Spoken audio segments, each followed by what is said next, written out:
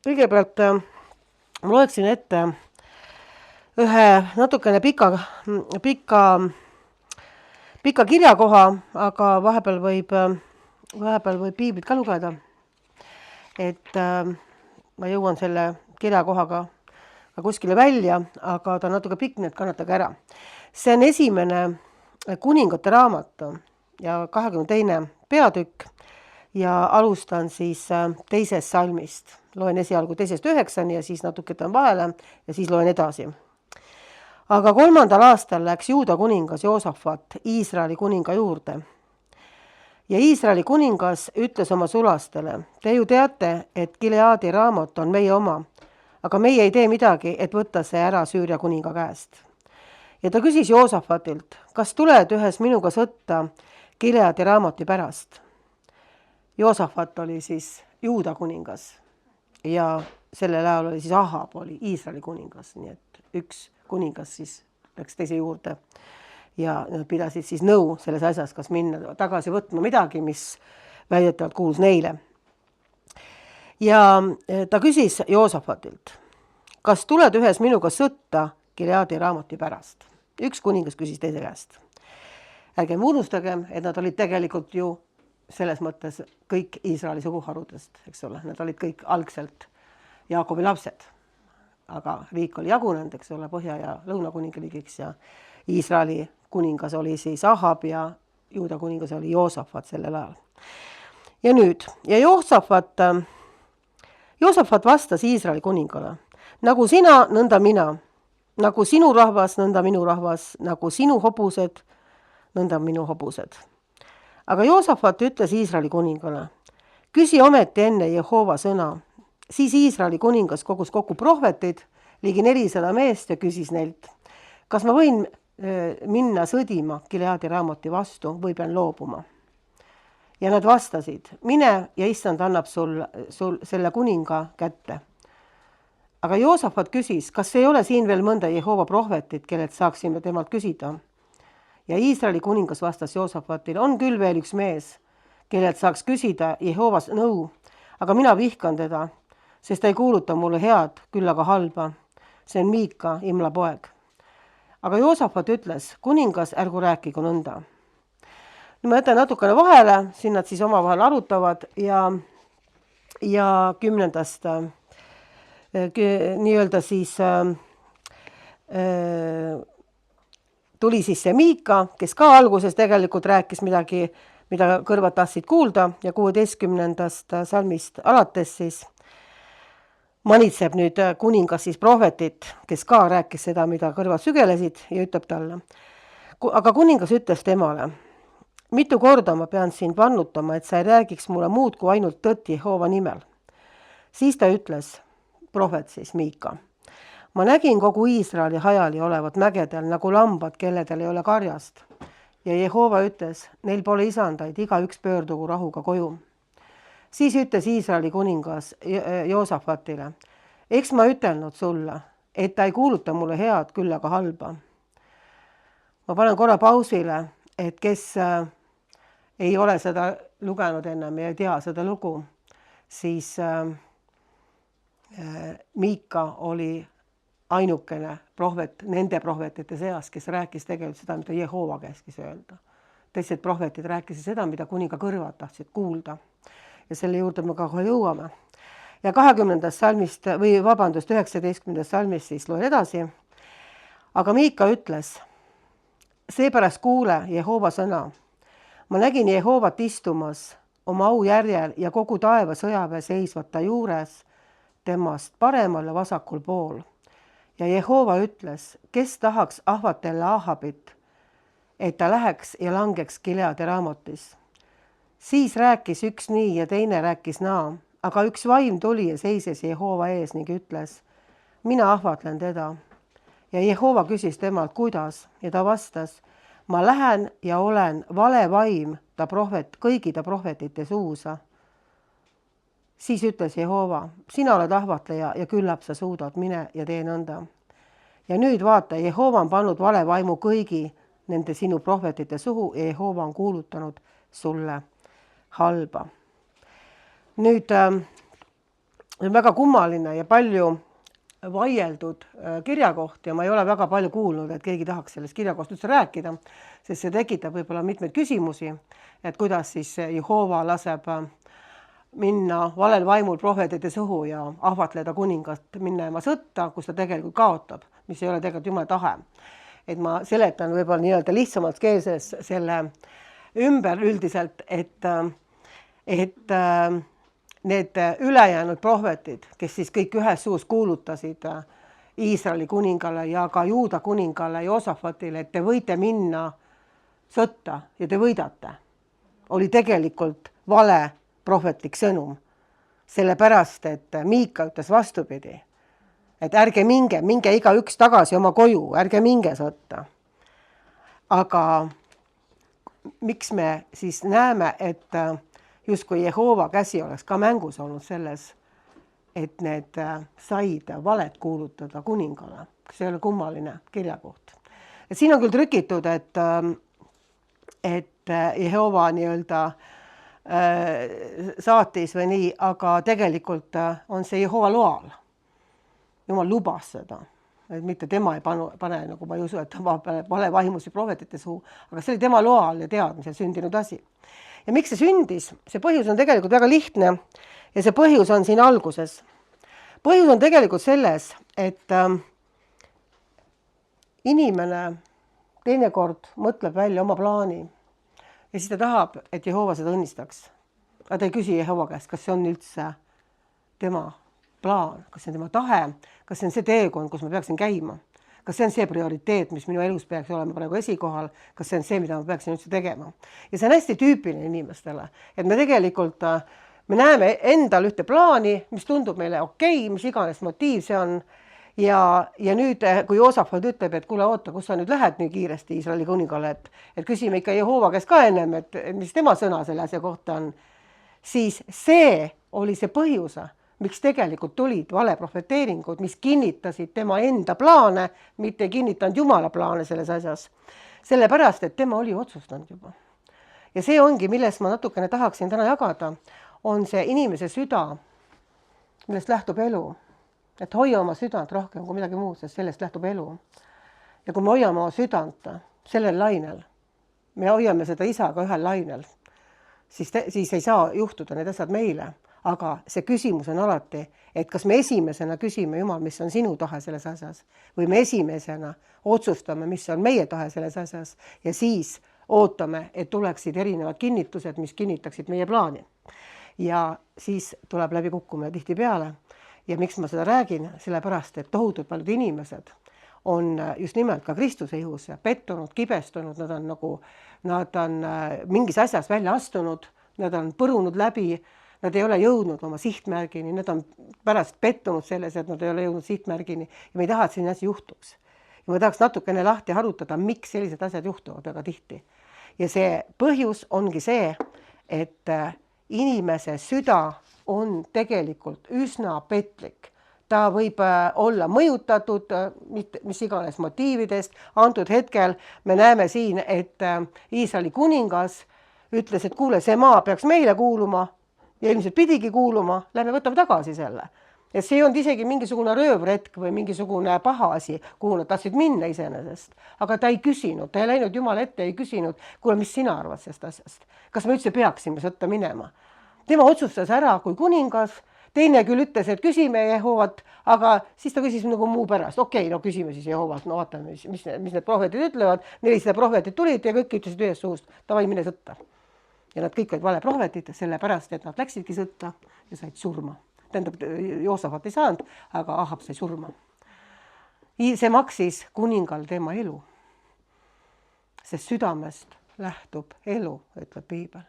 Hoia oma südant rohkem kui midagi muud, sest sellest lähtub sinu elu. Nii nagu füüsilisest südamest lähtub ka elu. Kui süda jääb seisma, siis elu lokkab, eks ole. Samamoodi südant võrreldakse ka inimvaimuga, kes on su ees. Sinu sisemine inimene nii-öelda, sinu süda, sinu sisemine inimese süda. Ja sellest lähtub sinu elu. Ja kui sa selle lased nii-öelda kivistuda, sa lased minna oma plaanide sisse ilma, et sa küsiksid, kas see on üldse Jumala plaan sinu elus, siis ühel hetkel see arm võib lakata ja tulevadki teised inimesed, kes kinnitavad ja lükkavad takka sinu plaani, aga see ei juhtu loomulikult niimoodi jumala teadmata, sellepärast et siin oli näha, et kuningas oli oma otsuse juba teinud. Ükskõik, mida keegi tal ütles, näete, prohvet Miika lõpuks ütles, et ära mine. Et mingu igaüks oma koju, tuligi lõpuks õige prohvet, kes ütles talle tõtt, kes ütles isegi seda, et tuli vale vaim ja küsis Jehoovat luba, kas ta võib minna olla vale vaim tema prohvetite suus, et kuningas hukkuks. Ja Jehova andis selle loa, sest ta nägi, et inimese süda oli paadunud ja südames oli tegelikult omad soovid ja tegelikult teda ei huvitanud üldse see, mida Jehova arvas. Ja kui ta läks, ta sai surma, aga enne seda ta lasi veel Miika vangi panna. See prohvet, kes ainsana tõtt rääkis, see lõpetas vangikongis tegelikult. Ta lasi selle vangistada ja hoida vangis seda inimest sellepärast, et ta ütles midagi, mis ei sobinud tema plaanidega. Et vaadake, kui peen asi see on ja kui tõsine asi see tegelikult on, et me peame aru saama, et kui sa tuled Jumala juurde ja su vaim sünnib uuesti, sa annad oma elu issandale, siis me ei hakka rääkima sellest, et sa paastud ja palvetad, et mis kleidis hommiku selga paned või missuguse soengu sa teed, kuigi võib-olla mõni peaks, eks ole. Aga selles mõttes, et põhimõtteliselt me ei pea nende asjade pärast on ju peensusteni küsitlema ja arvama ja plaanima. Aga mis puudutavad meie elu tähtsaid otsuseid, siis sul on kas see tee, mille isa on sulle ette näinud, kus tema ees läheb, või see on see tee, kus sina ees lähed. Ja kui sina lähed eesa, siis sa ootad tegelikult, et kinnitatakse sinu plaani. Ja mis on kõige hullem, inimene võib nii paaduda, et ta ei tahagi kuulda enam tegelikult seda, mis Jumal päriselt ütleb. Ja nüüd ma hüppan korraks Uute Testamenti ja meenutame seda, kuidas Jeesus ütles, ma ei tee midagi, mida ma ei näe isa ees tegemas. Ja tema elus, kuigi ta oli Jumala poeg, aga me ju teame, et ta siin maa peal oli ka samas kui inimene. Kõik asjad sündisid, kõik, kus tema sõna ütles, need asjad sündisid. Miks need sündisid? On küll hästi, jah? Miks need sündisid? Need sündisid sellepärast, et ta teadis Jumala tahet absoluutselt detailselt iga asja suhtes. Sest ta ütles, et ma ei tee mitte midagi, mida ma ei näe isa ees tegemas. Isa läheb ees, mina olen järgi. Ja niimoodi on väga lihtne uskuda. See ongi tegelikult, me oleme väga palju siin kuulnud usust ja me kindlasti kuuleme veel ja see on väga hea kõik.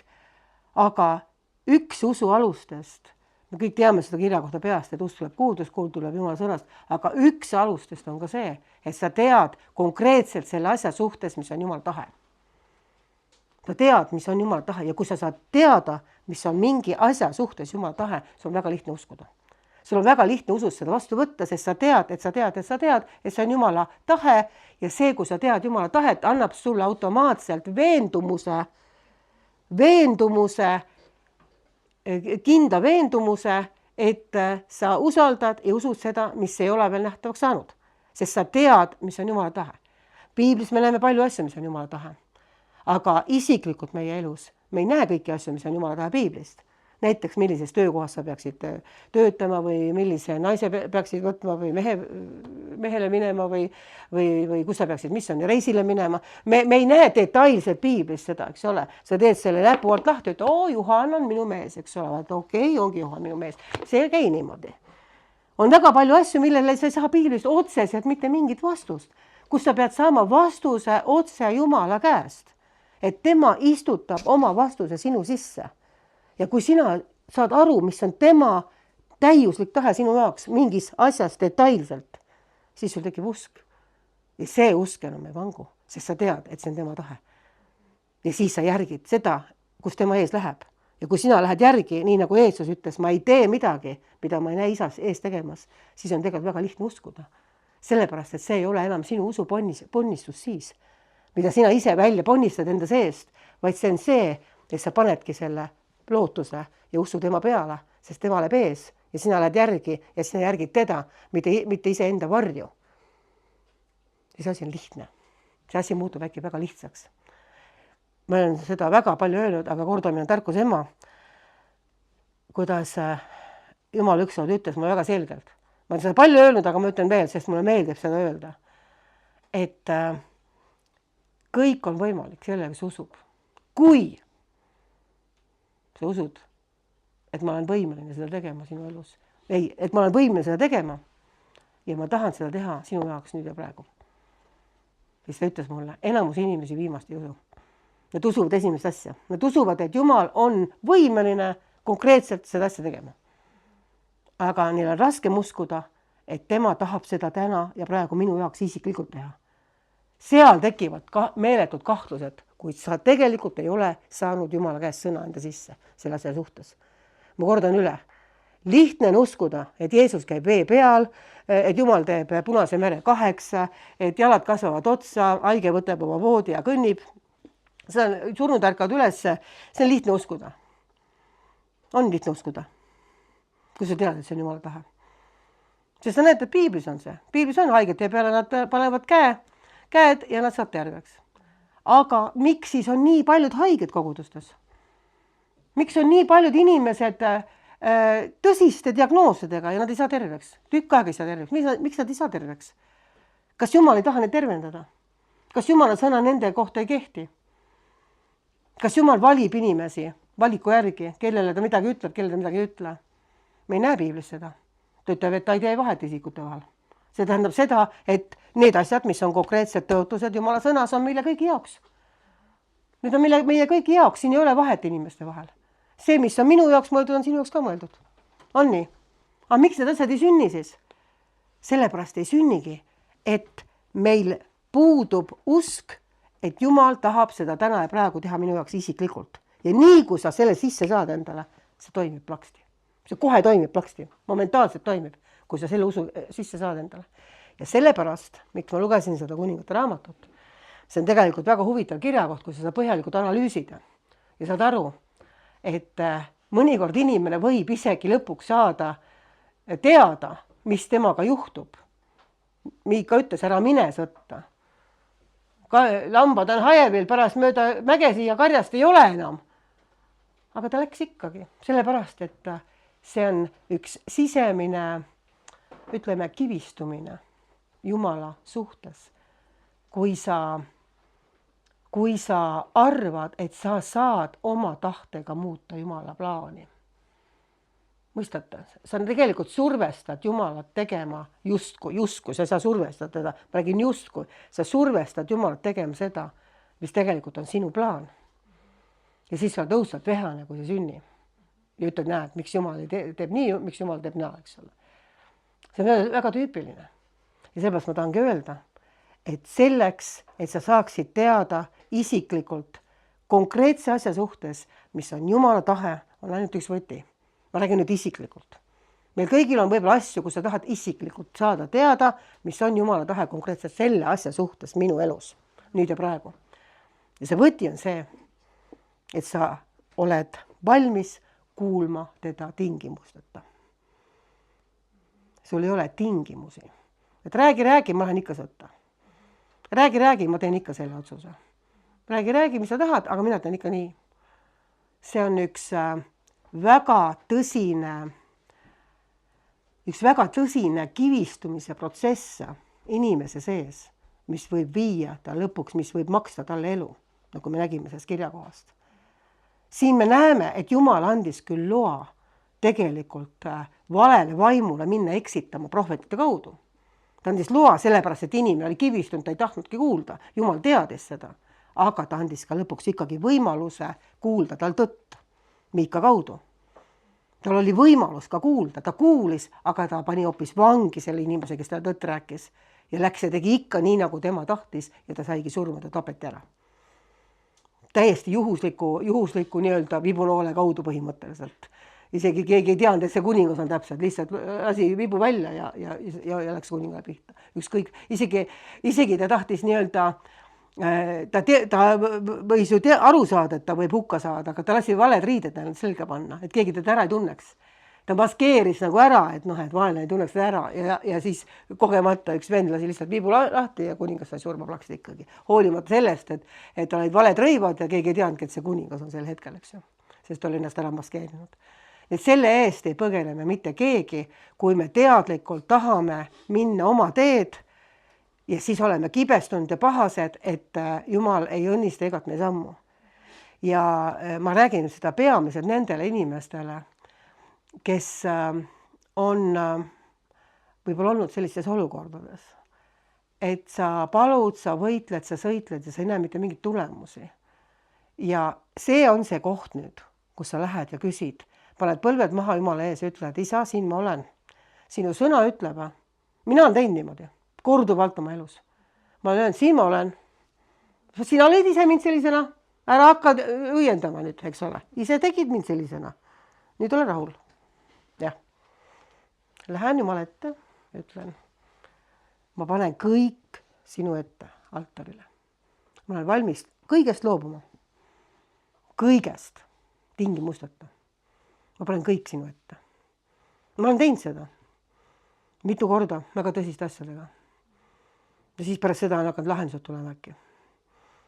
See on põhimõtteliselt Iisaku lugu. See on karmlugu, mis on Iisaku lugu, eks ole, Abrahami Iisaku lugu. Aga põhimõtteliselt see on see lugu, kus sa lähed ja ütled, et ma tahan kuulda päriselt. Siis mäletate, ma rääkisin seda Timo lugu, eks ole. Kui Jumal küsis mu käest, kas sa päriselt tahad teada, mis ma ütlen sulle. Mäletate seda lugu, kui mu laps terveks sai?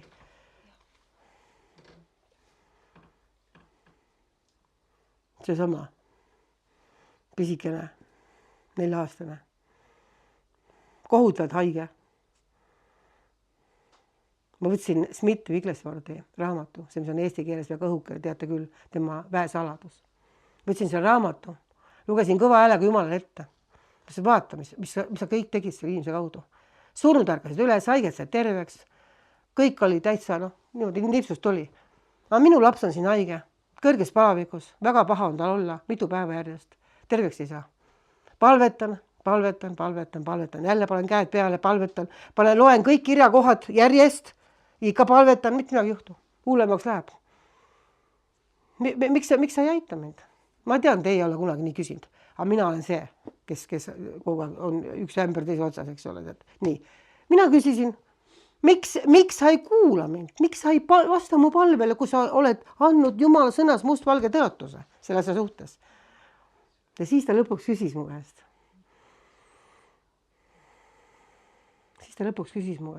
Kas sa tõesti tahad vastust kuulda?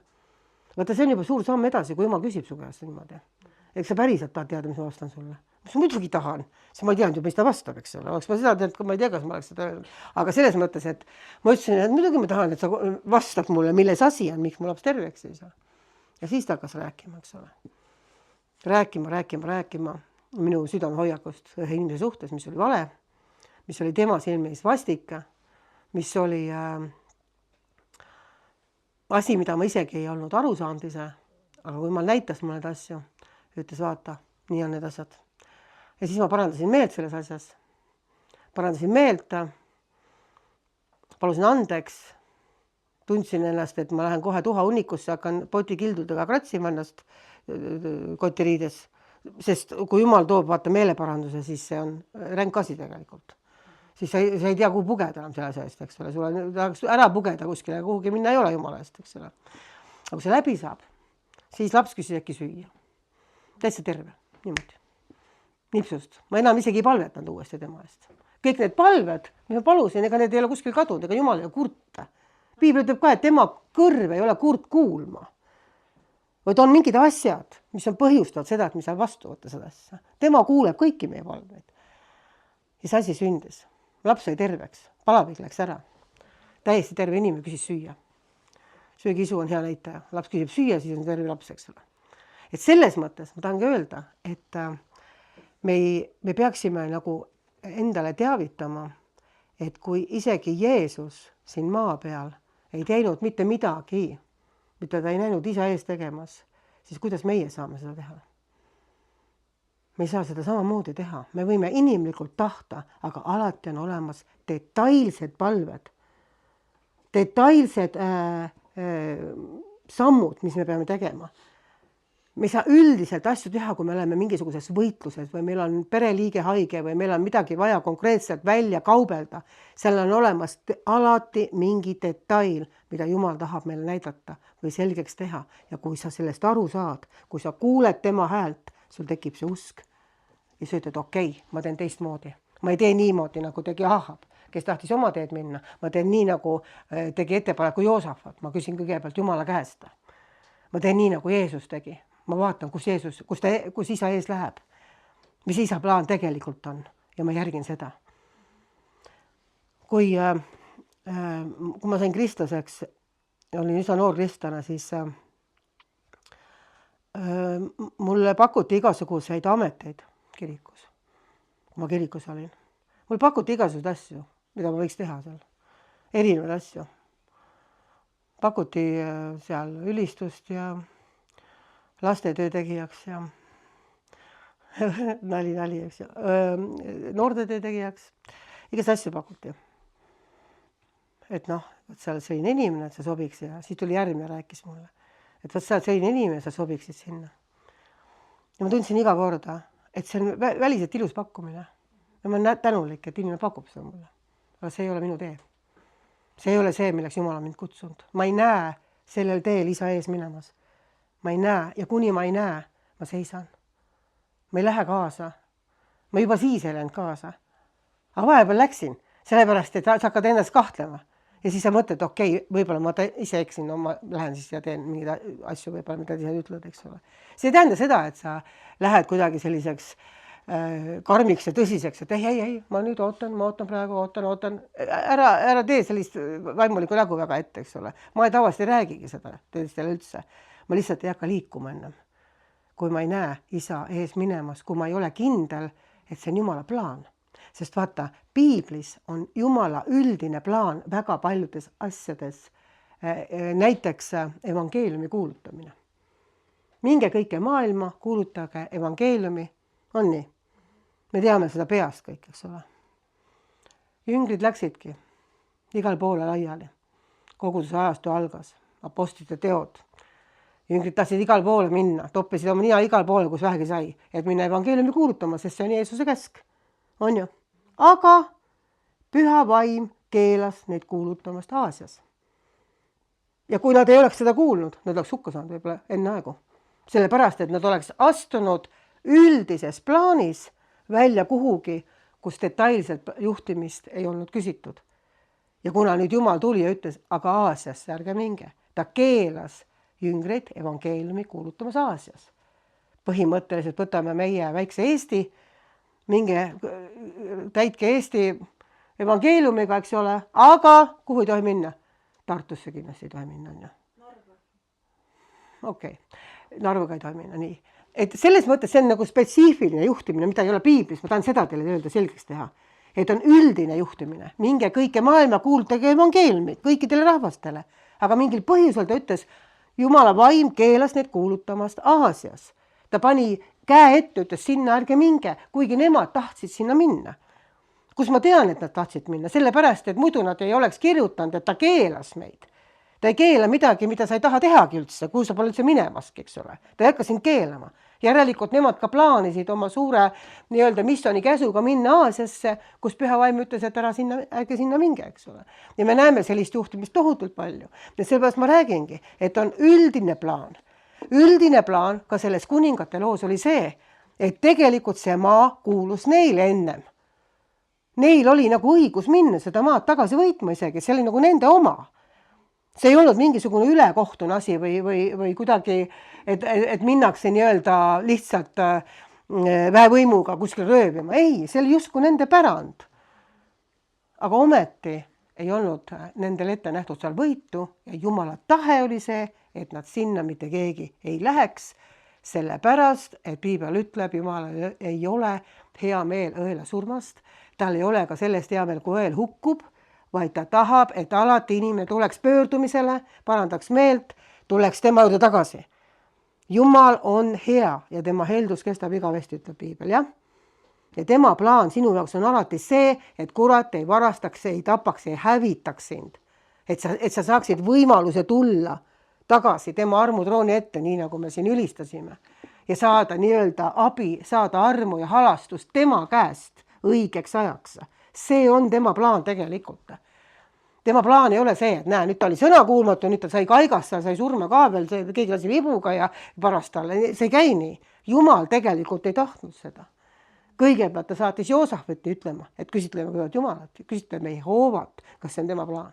Siis ta saatis Miika ütlema, et kuule, et asi läheb jamaks, ärge minge sinna.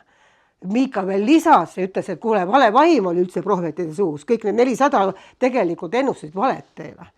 Sellepärast, et nemad ennustasid seda, mida sinu kõrvad tahavad kuulda. Nad tahtsid meeldida kuningale. Nad tahtsid olla heas nimekirjas kuninga ees. Nad teadsid, et kuningas vihastab. Sellepärast, et kuningal oli plaan.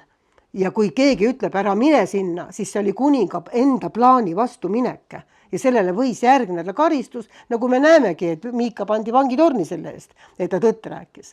Ja tegelikult Jumal näitas ja selgitas tasapisi kõik selle, mis on tõde, aga inimene ei taha tõde kuulda, ta tahab minna oma plaane mööda ja siis on võimalus kuradil teda hävitada, tappa ja varastada.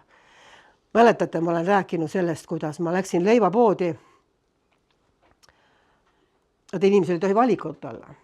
Vanasti oli 2 leiba, eks ju, siis on suur valik, nüüd on palju leibasi. Ja sa veedad tükk aega selle leti ees, sest sa ei tea, millest võtta. Ja mina vaatasin, oli igasugused leivad seal Nõmmel poes.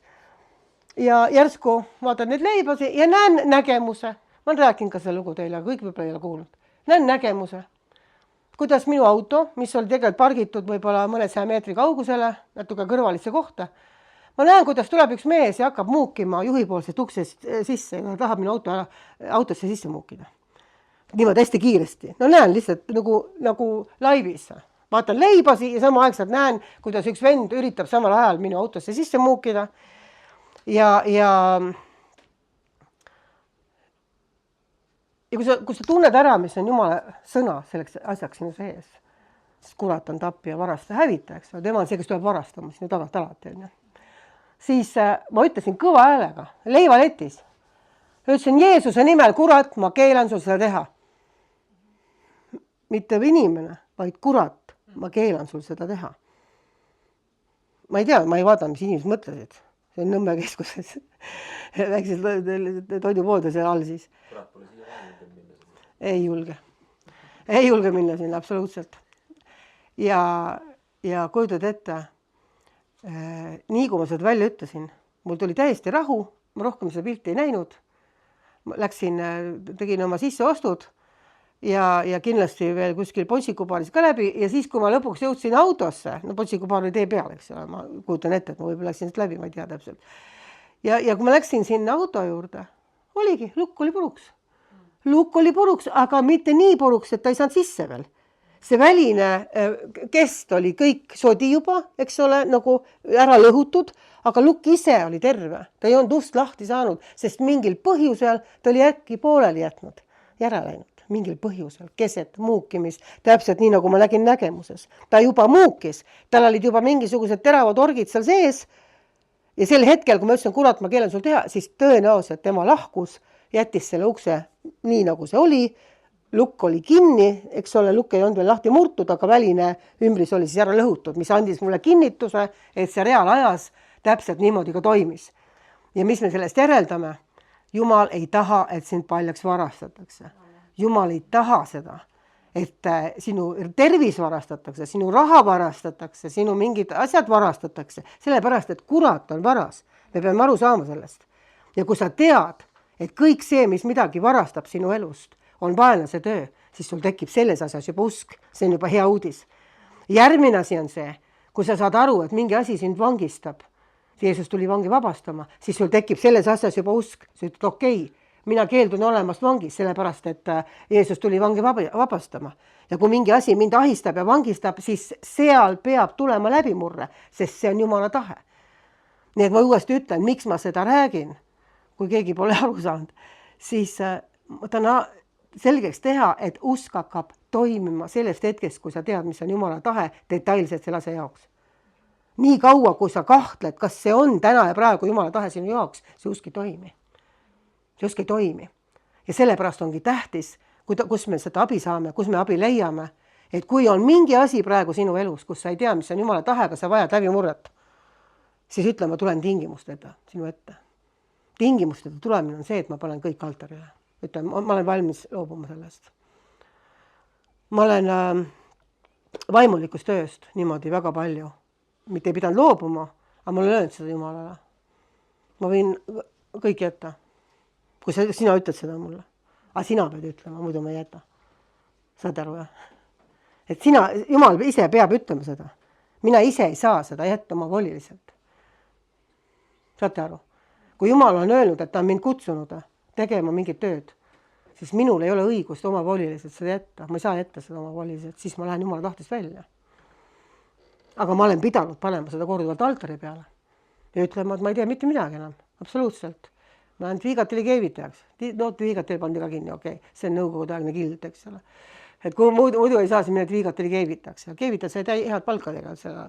Ja selles mõttes mul keevitaja paberid ei ole. Aga see oli selline nagu kild, eks ole.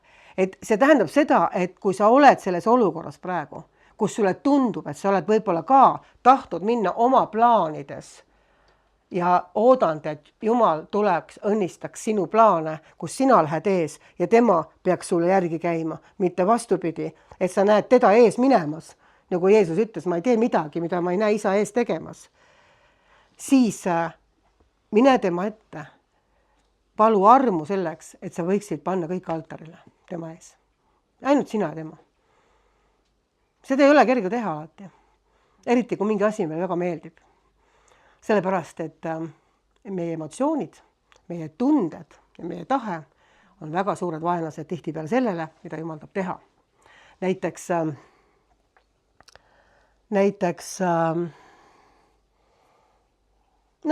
ütleme selline perekondlik hoolivus ja armastus.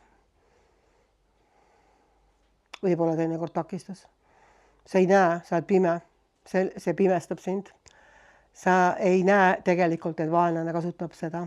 Ma toon näite, ma olen seda ka rääkinud enne, kuidas aastaid tagasi pöördus mu poole üks naine, kellel oli väga tugev alkoholiprobleem, kes oli alkohoolika.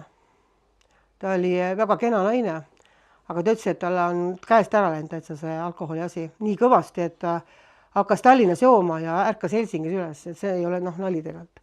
Et ta ärkas Helsingis üles ja ta ei tea, kuidas ta sinna sattus, et ta kuskil pargivingi peal mõtles, et ta on Tallinnas. Mõtles, et pole sellist kohta näinud Tallinnas. Tuli välja, et ta on Helsingis tegelikult, eks ju.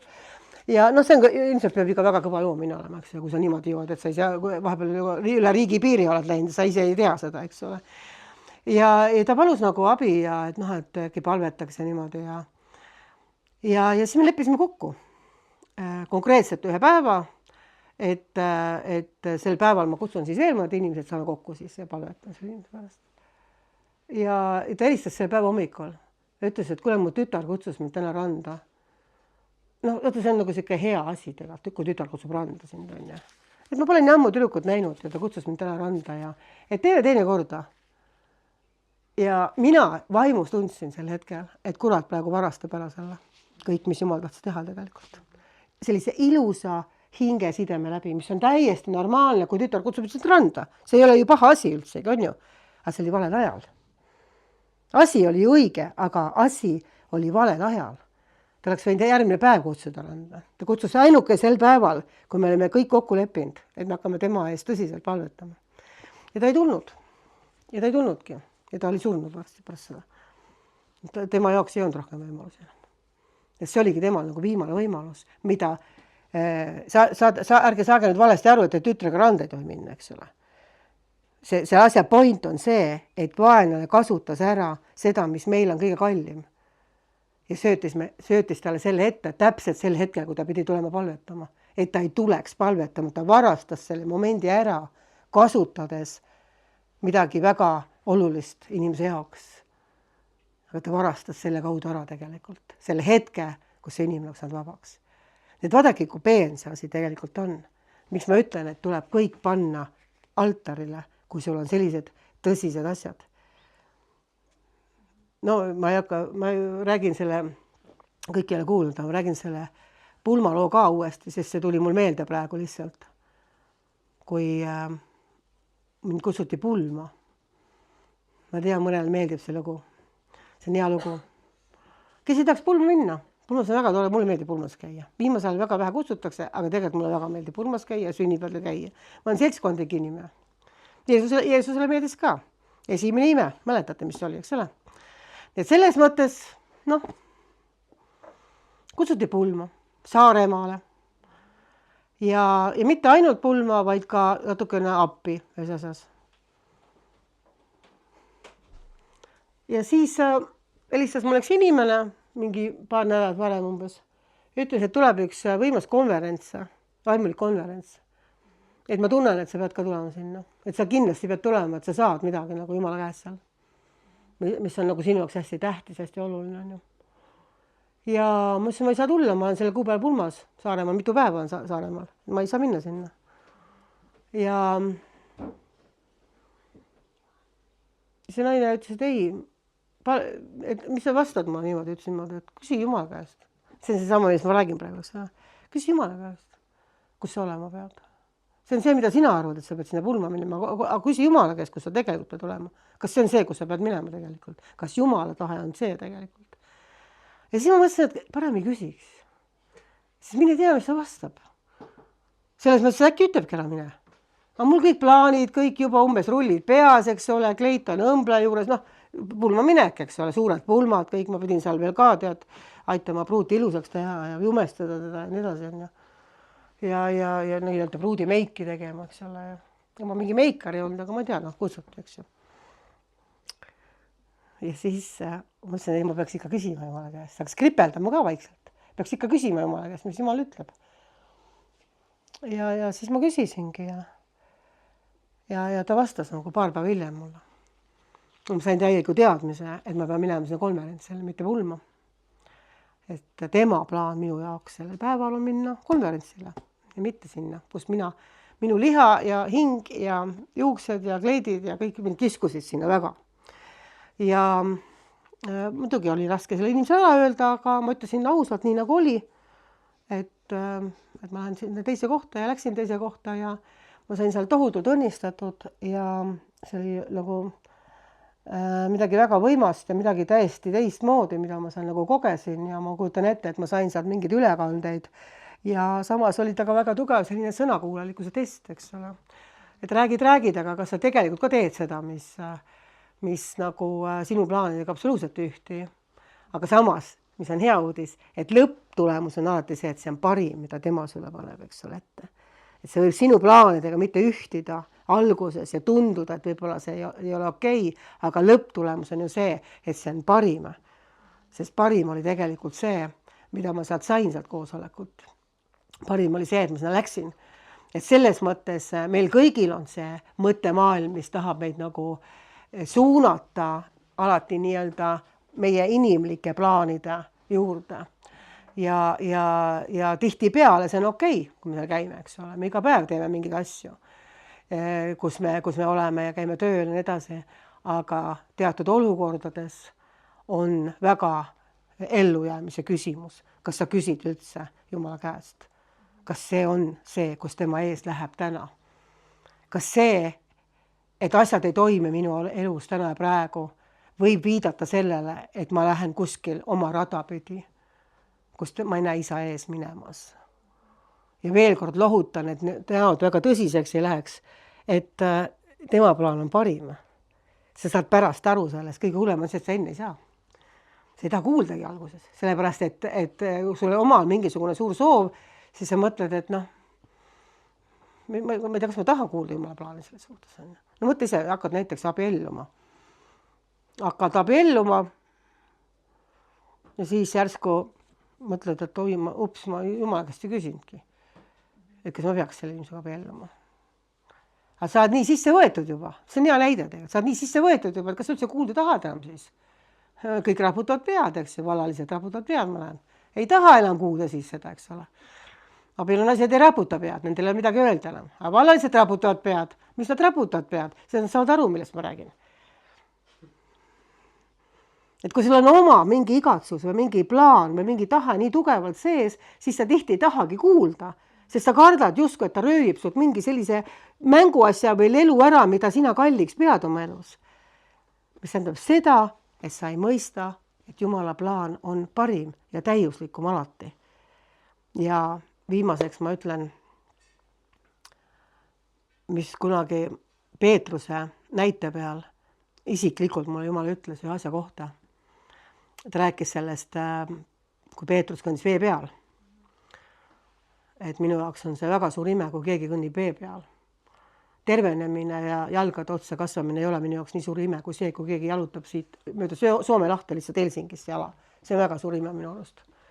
See on füüsiliselt võimatu. Jeesus läks mitte Soome, aga ta kõndis, eks ole, vee peal. Ja läks rahulikult nii-öelda jalutas paadini. Nii et Peetruse näite puhul paljud räägivad sellest, et Peetrus nägi tuult ja tormi ja õusad lained ja ehk siis vaatas olukordade peale ja hakkas inimlikult kahtlema selles ja vajus, eks ole.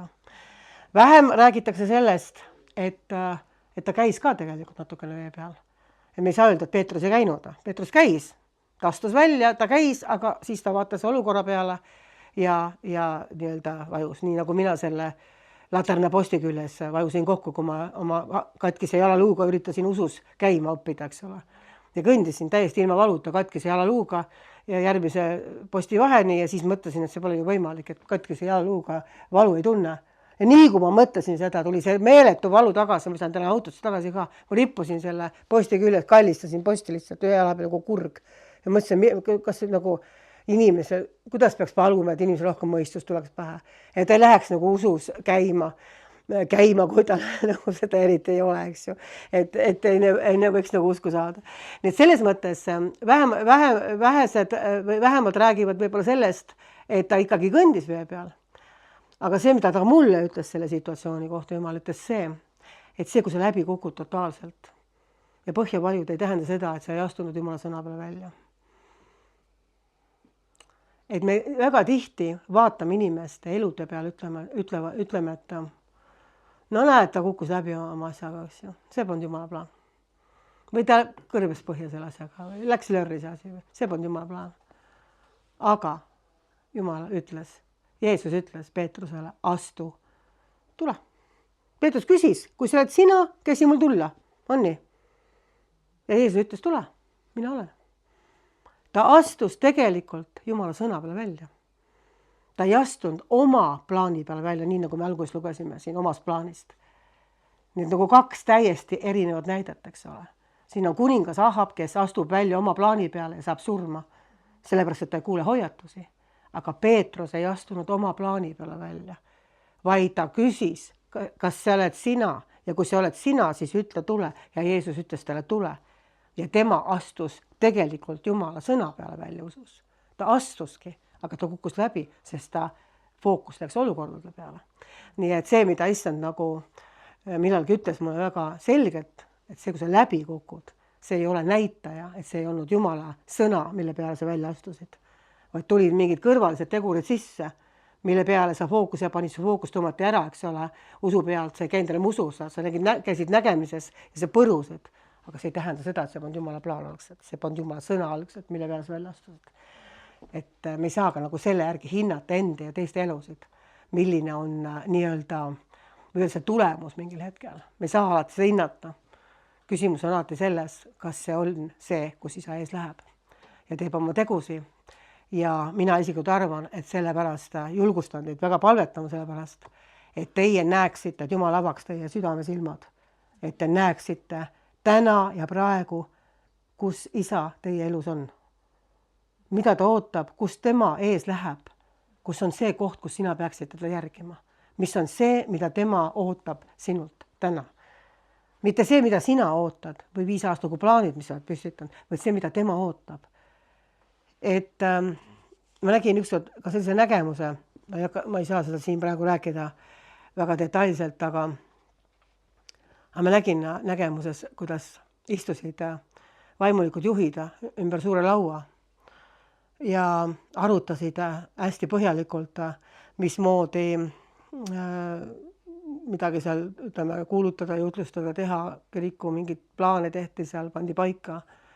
Ja Jeesus ütles mulle, et ma ei ole ammu enam seal, sest nad ei küsigi minu käest enam. Nad teevadki oma plaanid, mis on väliselt vaimulikult toredad ja üldsegi mitte halvad, aga nad ei küsigi enam minu käest. Nad ei vaevu kuulma, kus mina täna tahan Eestimaal ees minna või selles kohas ees minna. Mis on see kohta, mille peale mina sõrme asetan kui prioriteedi tänasel päeval, meie isiklikus elus, koguduste eludes, mis on see kohta. Need inimlikud plaanid põlevad ükspäev tuhaks, sest vaimulikke asju eriti me ei saa teha inimlike plaanidega. Me peame tema käest alati kuulma. Ja kui see kuule, siis pese oma kõrv ära ja ütle, Jumal, siin ma olen. Sina oled tõotanud nii, nagu ma alustasin, minul vastata, kui mina palun. Ma olen Jumal laps, ma tulen su ette Jeesuse nimel ja minul on õigus tulla isa trooni ette ja küsida tema käest. Mul on õigus kuulda tema käest vastust. Keegi teine ei saa vastata. Mitte keegi teine ei saa olla vastus minu jaoks.